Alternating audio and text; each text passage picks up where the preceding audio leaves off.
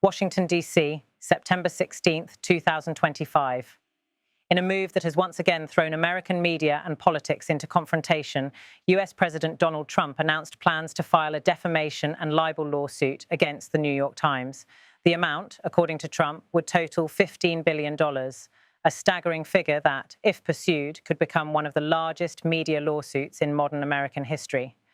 Trump made his declaration through his social media platform, Truth Social, with a statement that instantly ricocheted across political circles and newsrooms. Standing at the heart of his post was his belief that the Times had not only targeted him personally, but also crossed into the territory of what he described as an illegal campaign contribution in favor of Democrats.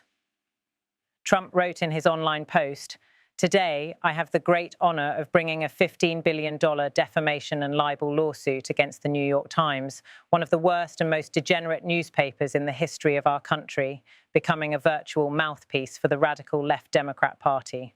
In the same post, he sharpened his argument further, claiming that the Times' endorsement of Democratic Vice President Kamala Harris had broken precedent.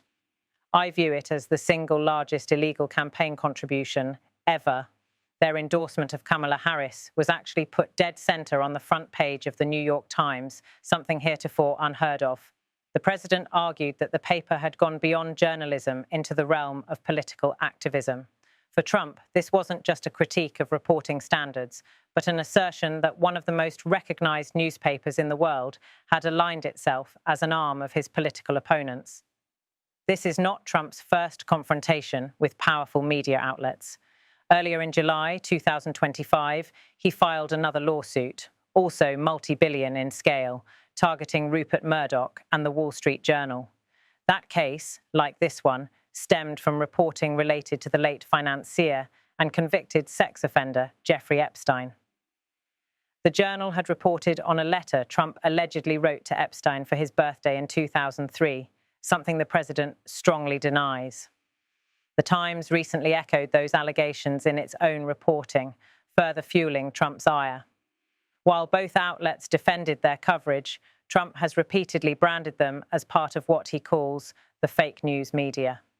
CBS News has also crossed Trump's radar, particularly over election coverage. In that case, litigation was pursued and ultimately settled, with Trump claiming vindication over what he described as malicious reporting. In his Truth Social post, Trump made clear that his grievances went beyond a single article or one election cycle. The Times has engaged in a decades-long method of lying about your favorite president, me, my family, business, the America First movement, MAGA, and our nation as a whole.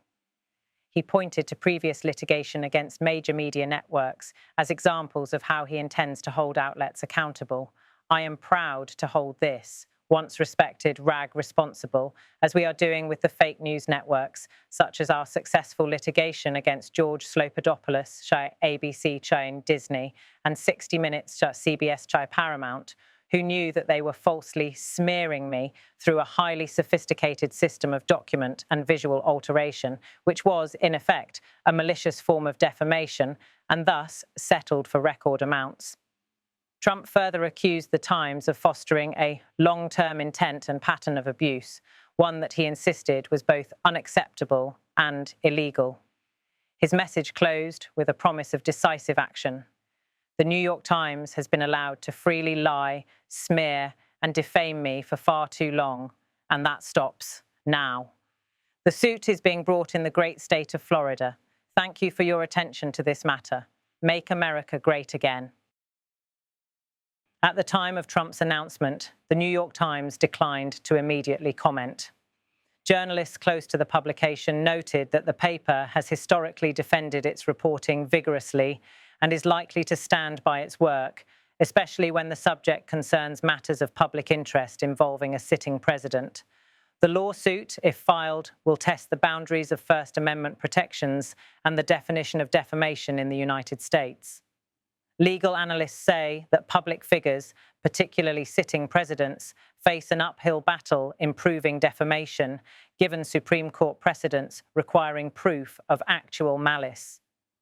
Much of Trump's current animosity stems from resurfaced allegations about his association with Jeffrey Epstein.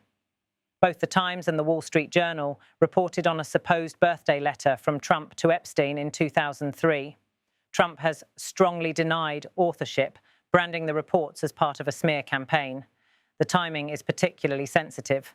With the 2026 election season already casting long shadows, Trump and his team are working to consolidate his political base while pushing back against narratives that could weaken his standing among voters.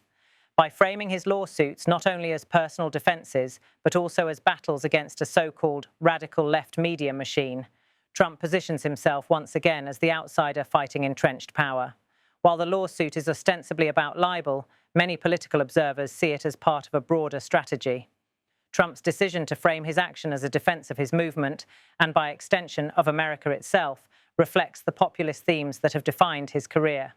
Legal scholars point out that even if Trump's lawsuit never reaches trial, the spectacle itself serves a political function. By painting the New York Times as a hostile partisan actor, he bolsters the narrative that mainstream institutions are aligned against him and his supporters. From the earliest days of his first presidential campaign, Trump has clashed with journalists, news anchors, and entire media networks. His rallying cry of fake news became a cultural shorthand for mistrust of mainstream outlets. This lawsuit represents an escalation, where once Trump sparred with individual reporters or networks in press conferences, now he is moving through the courts with billion-dollar claims. His framing suggests not just an effort to defend his reputation, but to punish and potentially reshape how media organizations operate in the political arena. The legal road ahead is uncertain. Filing a lawsuit of this magnitude requires careful preparation, and Trump has indicated the suit will be brought in Florida. Whether it gains traction in court or is dismissed early will depend on how judges interpret the claims of intentional defamation and political bias. Media law experts caution that precedent strongly favors news organizations in cases where their reporting involves public officials. Still, Trump's aggressive legal strategy and his track record of pursuing settlements suggest that his end goal may not be a courtroom victory, but rather a political one. For now, the announcement has already achieved a major effect, dominating the news cycle and once again putting Trump's battles with the press at the forefront of political conversation. Trump's $15 billion lawsuit threat against the New York Times encapsulates much of his political style, combative, dramatic, and rooted in the belief that he and his movement are under siege from powerful institutions. Whether the lawsuit proceeds or fizzles, the message has been sent loud and clear. In Trump's words, "The New York Times has been allowed to freely lie, smear, and defame me for far too long, and that stops now." As the legal and political drama unfolds, one certainty remains. The battle between Donald Trump and the American press is far from over.